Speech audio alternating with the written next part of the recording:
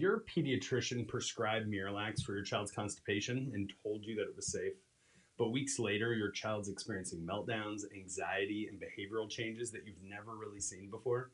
You start wondering if something's wrong, but nobody warned you that this could happen. Now, here's what most parents don't know. MiraLAX isn't FDA approved for kids under 17 years old.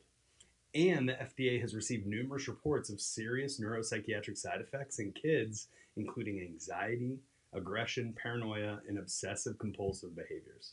So that's why we're making this video. This video is for parents whose children are taking MiraLAX or other laxatives for chronic constipation, especially if you've noticed behavioral changes, mood swings, or worsening anxiety.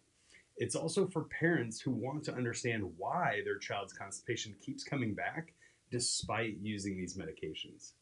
Now, in this video, we're going to go over a lot of things. You'll discover why MiraLAX isn't FDA approved for kids and the side effects your doctor didn't mention.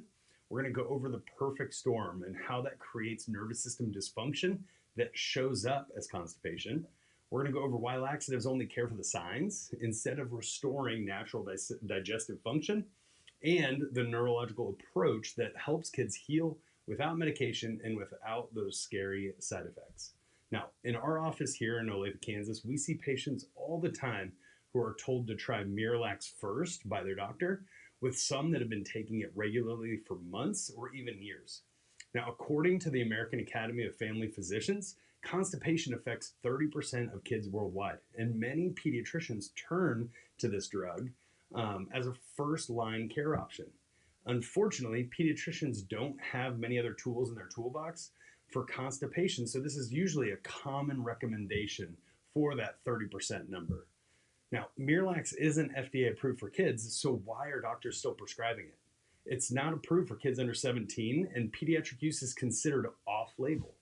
The FDA has received numerous reports that we just talked about: anxiety, aggression, mood swings, paranoia, OCD behaviors. And that's in addition to the common side effects with bloating and gas and nausea, cramping, diarrhea, and in rare cases, we see severe bleeding and electrolyte imbalances.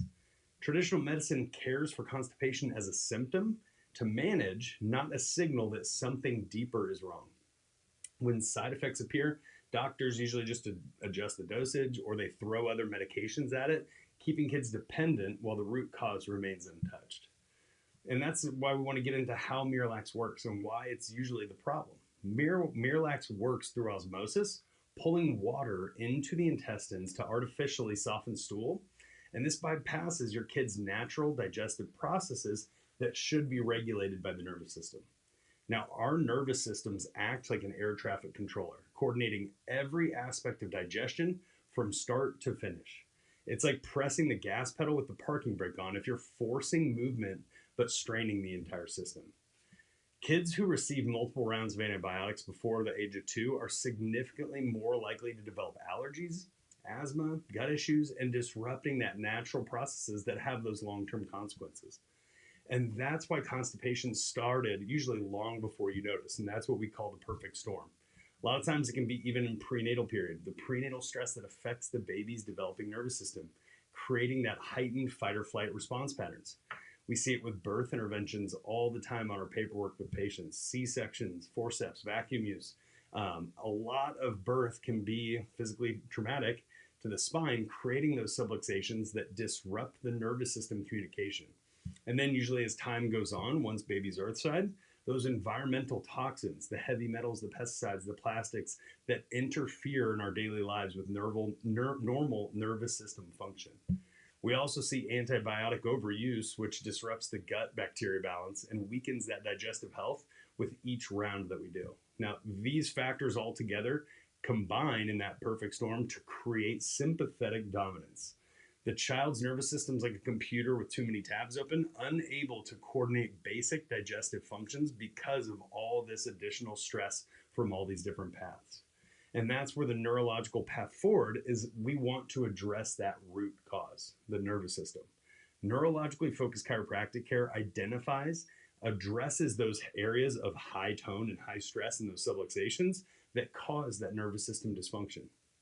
We do insight scans to provide a detailed picture of your child's nervous system, looking at the HRV, which is that sympathetic parasympathetic balance. We look at thermal imaging to look for inflammation and where that is in the body.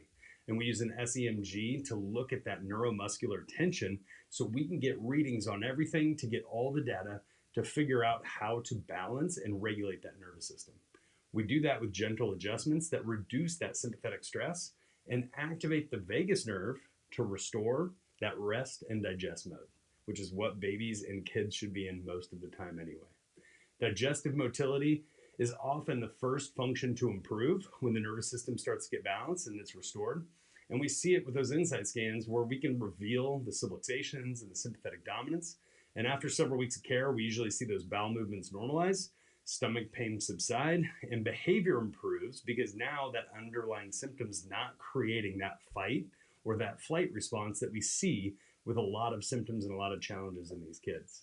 So your child's constipation isn't just a digestive problem, it's a neurological one. And while MiraLAX might provide temporary relief, it can come with some serious potential side effects, and it doesn't address why your child's nervous system can't regulate digestion properly in the first place. You're doing everything right. Most people don't know what they don't know, and they go to their pediatrician, and that's the only advice they're given. But possibly that's what we're doing things in the wrong order. The foundation has to come first. We need to restore the nervous system function first so that everything else can finally work the way it's supposed to. If your child is struggling with chronic constipation or has experienced side effects from drugs like MiraLAX or other medications, we encourage you to explore drug-free alternatives. Click the link in our bio, send us a DM. You can schedule a clarity call that's free directly with me on our website, and we can get you the hope and the help that you need.